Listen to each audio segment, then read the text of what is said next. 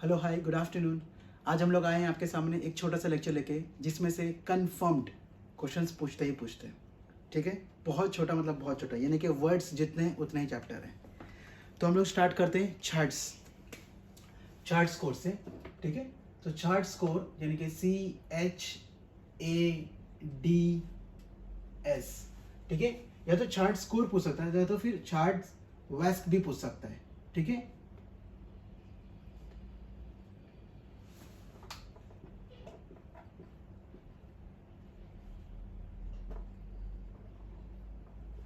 So mostly तो charts ही पूछते हैं। ओके, तो अभी चार्ट्स में क्या आता है? C stands for your CHF, that is congestive heart failure. H stands for your hypertension. A stands for your age. D stands for diabetes.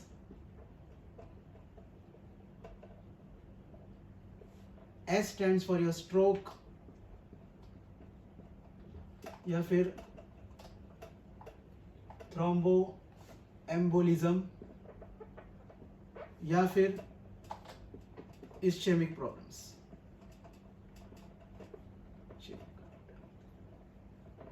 Whereas V stands for your vascular, SC stands for sex. Okay? तो sex में आएगा आपका male female. Okay, so ये chart का मतलब क्या है?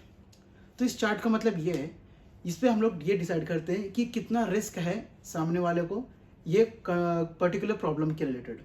Okay, सो 0 अगर रहेगा दैट इज लो रिस्क, 1 रहा तो मीडियम रिस्क और 2 रहा तो हाई रिस्क। ठीक है, तो अब इसको कैसे हम लोग चार्ट को कैसे ये करेंगे?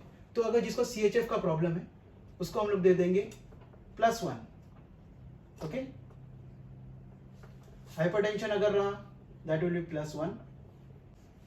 एज अगर देखा जाए तो एज में कैसा है? अगर आप 65 के नीचे हैं, ठीक है,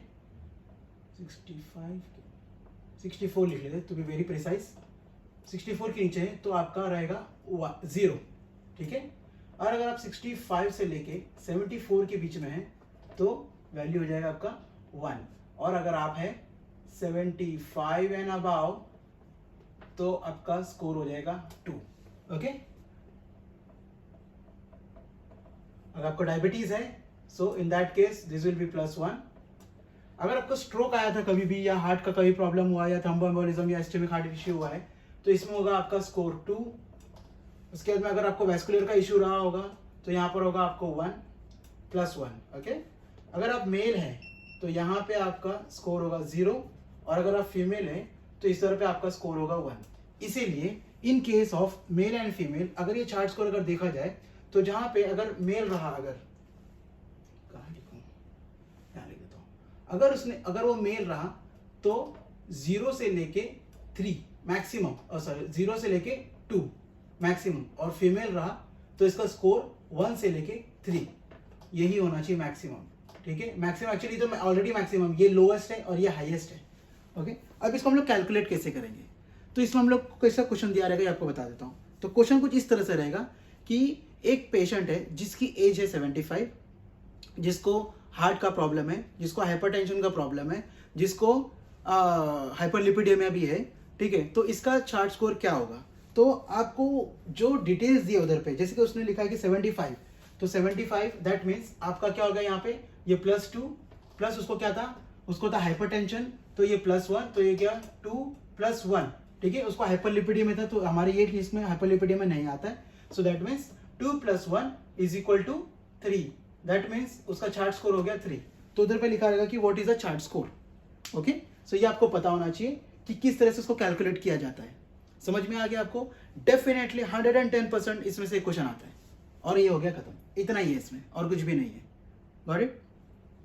अब एक बात बता दूं आपको, मुझे जो क्वेश्चन आया था वो इस तरह से आया था, सेम जैसे आपको मैंने बताया, प्लस नीचे आपको दिया हुआ था, मतलब उससे और भी इश्यूज दिए थे, हाथ दर्द, पैर दर्द, और भी दर्द दिए हुए थे, और tell me the chart score. तो ये था। तो मैंने तो उस टाइम पे बराबर पढ़ा नहीं था, बट उसी वजह से मेरे को ये पढ़ना पड़ा, और जब मैंने पढ़ा तो मुझे समझ में आया कि चार्ट स्कोर किस तरह से देखा जाता है। So that's it. Chart score में सिर्फ इतना ही है। अभी हम लोग देख लेते हैं FDA कैटेगरीज, ये भी एक इंपॉर्टेंट क्वेश्चन है, इसमें से एक या दो क्वेश्चन आता ही आता है। तो हम लोग बात करते हैं कैटेगरीज ऑफ FDA, ठीक है। अभी FDA कैटेगरीज बनी क्यों है? सबसे पहली बात तो FDA कैटेगरीज इसके लिए बनी थी ताकि जो प्रेगनेंसी है या फिर जो फीटस है उसको किस तरह से मेडिसिन दिया जाए, उस हिसाब से उसको डिवाइड किया गया था 5 क्लास में। So that was A, B, C, D and X, okay. So इस 5 कैटेगरी में डिवाइड किया गया था। Whereas A में क्या होगा कि आपका सभी मेडिसिन सेफ होंगे, ठीक है। तो इसमें कोई भी किसी भी तरह का रिस्क नहीं है, there is no risk of any medicine in this. Example के तौर पे अगर देखा जाए तो यह आपका लिवोथायरॉक्सिन, ठीक है।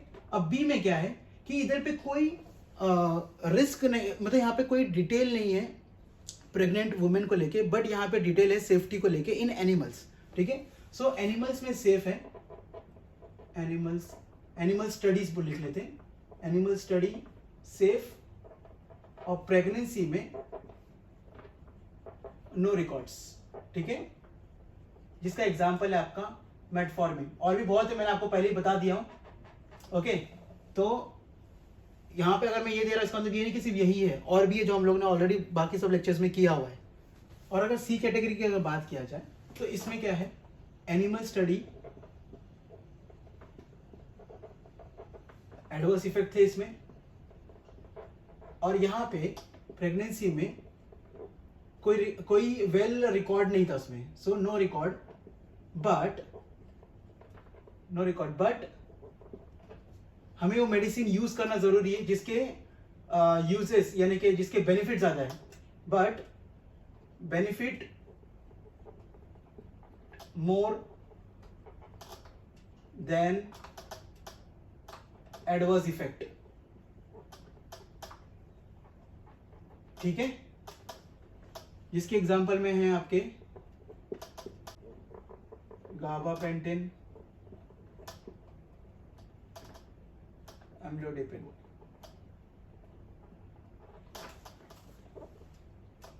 अगर डी कैटेगरी की अगर बात किया जाए तो इधर पे animals study and human study, ठीक है, pregnant studies,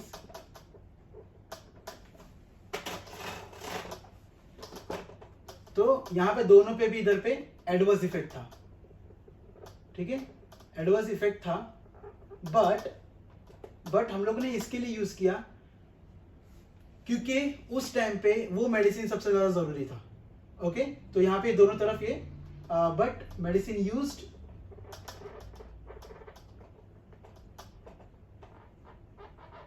because no option, okay.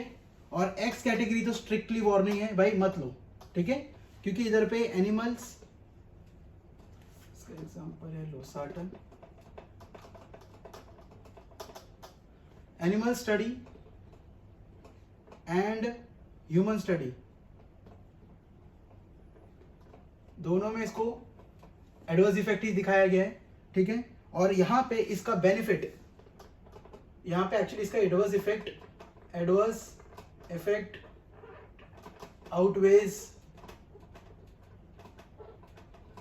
outweighs the benefits, इसके लिए हम लोग इसको नहीं लेते हैं, ओके।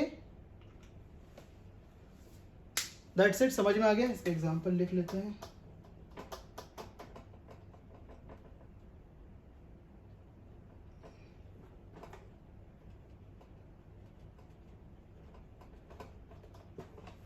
ओके। ये सब एग्जांपल पढ़ने की जरूरत नहीं है, ठीक है, ये बस आपके समझ के लिए दिया हूं कि कौन क्या है।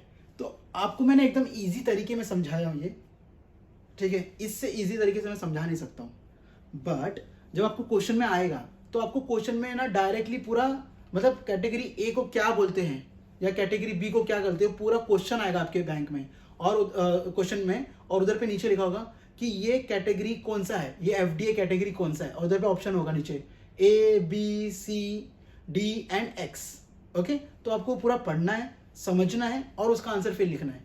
ये आपको मैंने इसके लिए इस तरह से लिख के दिया ताकि आप जब भी आप क्वेश्चन पढ़ेंगे, देखिए क्वेश्चन का मतलब आपको समझ में आना जरूरी है। तो मैंने आपको एक्चुअली क्वेश्चन का मतलब समझाया इधर पे, ठीक है, ना कि अंदर उसका जो एग्जैक्टली डेफिनेशन अगर बोलेंगे तो वो एग्जैक्ट डेफिनेशन मैंने आपको नहीं बताई है, ठीक है। तो मुझे इसमें से आया था सी, कैटेगरी सी पूछा था इसमें, ठीक है, और एक क्वेश्चन को घुमा के कैटेगरी एक्स किया था, मतलब एक मेडिकेशन का नाम दिया था और उधर पे लिखा था ये कौन सा कैटेगरी में आता है। सो कैटेगरी एक्स, इसके लिए मैं बोलता हूँ कि आपको सभी कैटेगरी के जो प्रोडक्ट्स मैंने लिखाया है तो आप उसमें लिख लीजिए category FDA A B C D and X, और उसके नीचे उसके मेडिसिन लिख लीजिए, ताकि आपको अगर उस तरह से भी अगर क्वेश्चन आए तो आपको पता होना चाहिए। तो हम लोग ने आज दो टॉपिक कवर किया, एक तो चार्ट्स और एक FDA कैटेगरी, और ये दोनों क्वेश्चन दोनों आते ही आते हैं, 100% आते हैं। आपका मैक्सिमम 10 मिनट जाएगा बट आपका याद हो जाएगा, 2 मार्क्स आपके पक्के। Okay, so that's it. मिलते हैं हम लोग अभी अपने नेक्स्ट लेक्चर में जो है कैलकुलेशन, और कैलकुलेशन के बाद में हमारा पूरा चैप्टर खत्म।